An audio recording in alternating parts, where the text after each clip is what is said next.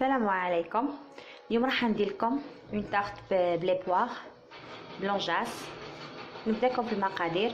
اول حاجه راح نخدم كراميل، نسحق كاس سكر دوك نخدموه مع بعض تاع الكراميل نخليه على جانب. عندي هنا زوج بيضات، نص كاس سكر، نص كاس زيت، باكي خميره، فرينه وزوج حبات اونجاس. اول حاجه راح نجيب الكاسرول نحط فيها كاس سكر حرش تاعي، نحطها على غازلين ونخلي الكراميل تاعي يطيب. هنا الكراميل تاعي راهو طاب كيما راكم تشوفوا. المول تاعي دهنته بشويه زبده. راح نصب اول حاجه الكراميل كيما تشوفي سطح كامل كراميل. لونجاس تاعي قطعته شرائح، راح نحاول نحطو بشكل جميل باه كي نقلبو يجيني باهي هكذا. نحط كل كميه، درت زوج حبات باسكو المول تاعي صغير. ديما نقول لكم انا لي مول تاعي راهم صغار باسكو حنا اسره صغيره. نتوما لا تصوفي بزاف الله يبارك، بيان سور مالك غير ضعفي هكذا.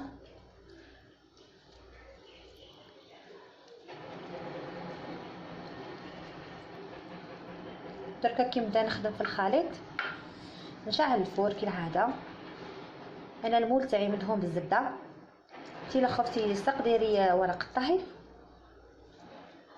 هكذا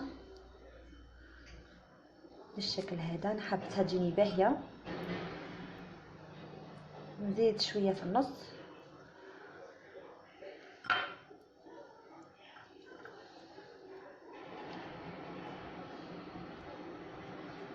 هكذا. واش راح ندير؟ نبداو في الخليط نتاعنا. حطيت زوج بيضات ونص كاس سكر تاعي، نبدا بالباتور.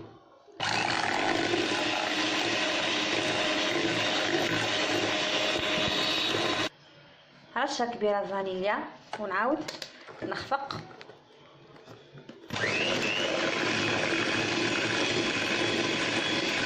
راح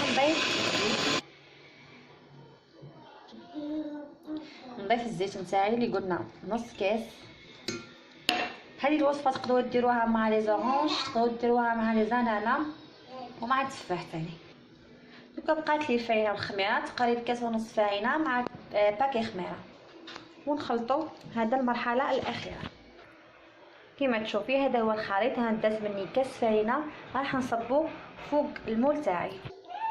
راح ندخلها الفرن درجه حراره 180 درجه لمده 25 30 دقيقه. الكيكه تاعي راهي وجدت.